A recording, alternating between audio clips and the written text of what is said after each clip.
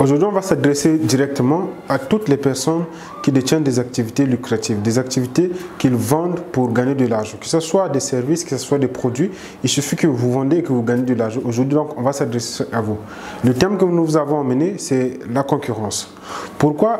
Parce qu'on a remarqué qu'avec la concurrence, beaucoup sont directement effrayés, pensant peut-être que cela signerait l'arrêt de leur business ou de leur activité. Dès qu'on va se dire qu'il y a une concurrence, il y a une personne à côté de nous qui va faire la même activité que nous, alors ça nous fait peur. Est-ce qu'on va pouvoir survivre? Est-ce qu'on va pouvoir gagner?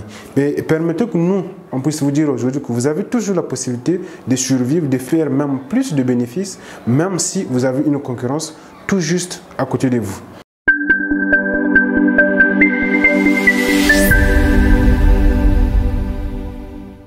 La chose qu'on doit retenir, c'est quoi? C'est que quelle que soit la taille de votre entreprise, quel que soit le moment de vie de votre entreprise, quel que soit même l'emplacement, que ce soit en ligne ou que ce soit hors ligne, vous devez savoir qu'il y aura toujours de la concurrence à n'importe quel moment de la vie de votre structure. Sachez que vous avez la possibilité de résister à la concurrence ou même bénéficier de cette concurrence-là qui vient de naître dans votre zone d'exploitation. Alors, l'une des stratégies la plus principale, c'est la recherche et la compréhension des points qui vont créer de l'avantage sur vos concurrents auprès de vos services ou de vos activités. Mais il y a aussi beaucoup de questions qu'on peut se poser pour détecter sur quoi on doit se focaliser pour prendre de l'avance concurrentielle sur mes voisins ou sur ceux qui sont en train de faire les mêmes activités que moi. Rappelez-vous, on vous a dit que vous pouvez toujours profiter de la concurrence qui vient de naître pour que vous puissiez évoluer, pour que vous puissiez faire davantage. Alors, on va se poser cette question-là, par exemple, sur votre produit. Qu'est-ce qui fait que mon voisin ou moi puisse avoir plus de l'avantage et que la clientèle puisse partir auprès de lui? Est-ce que c'est un problème sur le produit que nous sommes en train de donner? Est-ce que ça pourrait être les types de services que nous sommes en train d'offrir? Est-ce que c'est le prix et la qualité des produits que nous sommes en train de vendre qui font à ce que la clientèle soit plus chez mon voisin ou plus chez moi? On peut aussi se poser la question, est-ce que c'est un service après-vente qu'il faut mettre en place pour que je gagne plus de la clientèle? Et en plus, il y a plusieurs questions qu'on peut se poser dans ce sens-là. Mais la plus grande question ou les plus grandes astuces qu'on peut bien utiliser, c'est que vous pouvez vous concentrer sur vous. Quand nous parlons de vous, nous sommes en train de voir au même moment votre entreprise, nous sommes en train de voir au même moment votre personne, nous sommes en train de voir au même moment vos produits ou vos services que vous proposez. Quand on parle de l'entreprise, on peut voir peut-être c'est l'emplacement de votre structure ou de votre entreprise. Dans l'emplacement, qu'est-ce qu'on entend?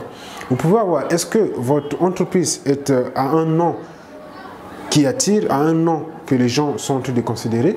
Est-ce que l'emplacement est ce qu'il faut? Est-ce que vous êtes propre avec votre bâtiment? Ainsi de suite. Ça peut être des questions sur lesquelles vous pouvez vous poser. Alors, pour ce qui est de vous-même, donc des gens qui travaillent dans votre entreprise, ça peut être aussi basé sur le service client que vous donnez. Imaginez ceci. Vous rentrez dans une boutique, dans une entreprise quelconque, il y a quelqu'un qui vous reçoit pour vous orienter, pour vous aider à faire tout ce que vous êtes parti faire dans cette entreprise-là. Et il y a une autre entreprise du même genre, du même service où vous rentrez, c'est vous-même qui devez chercher qu'est-ce que vous êtes parti faire, où vous devez trouver telle solution, où vous devez trouver tel produit. Certainement, quand on va vous poser la question dans quelle entreprise vous devez partir, vous allez choisir l'entreprise où vous êtes accueilli, où on vous oriente, où on vous donne des renseignements. Alors c'est la même chose, ça peut aussi se passer dans les activités que vous êtes en train de faire. Ok? Donc pensez à ça, ça peut aider sur votre concurrence et pour que vous puissiez aller de l'avant.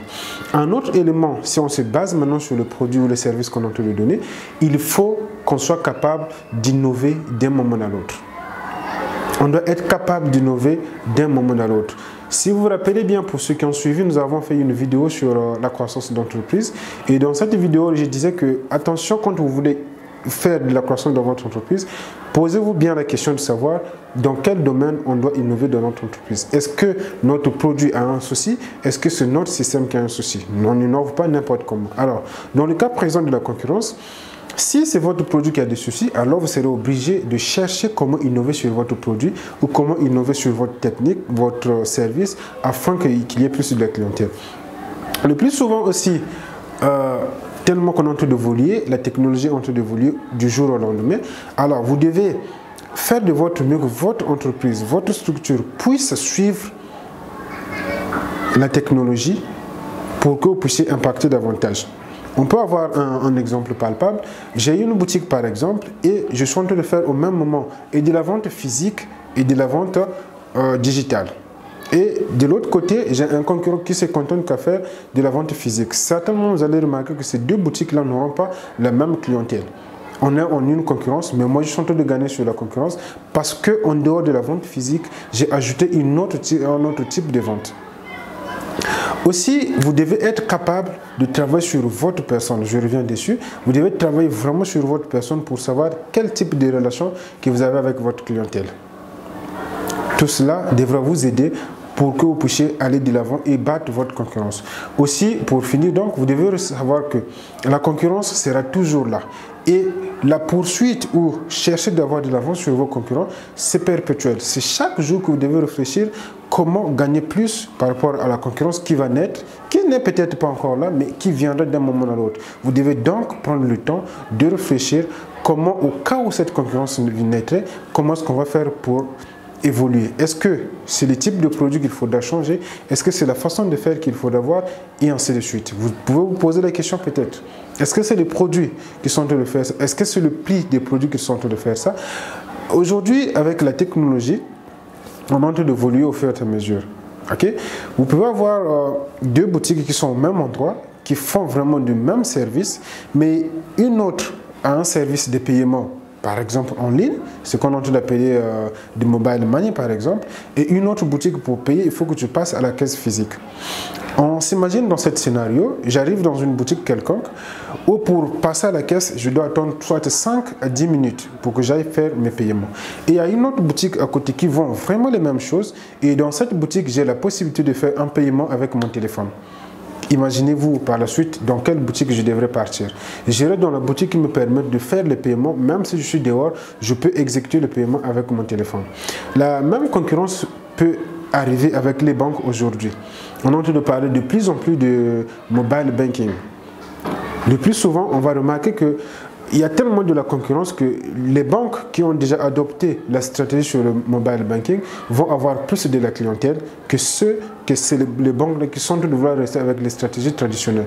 Parce qu'avec le mobile banking, j'ai plus de possibilités de faire des transactions n'importe où que je suis ou même de consulter, de faire des services les plus rudimentaires sans que je puisse me déplacer. Donc, pensez comment battre votre concurrence. N'ayez pas peur de la concurrence parce que ça doit être même un élément d'innovation, un élément de développement pour votre entreprise ou pour vos activités. Que ce soit n'importe quel type d'activité que vous faites, une activité dans la rue, une activité avec des firmes, pensez juste quand la concurrence se manifeste, comment vous pouvez faire pour améliorer vos activités, pour améliorer votre façon de faire, pour améliorer et pour que vous puissiez avoir une longueur d'avance sur la concurrence. Une fois de plus, n'ayez pas peur de la concurrence, mais profitez plutôt de la concurrence pour vous développer, pour innover votre activité, pour innover votre entreprise.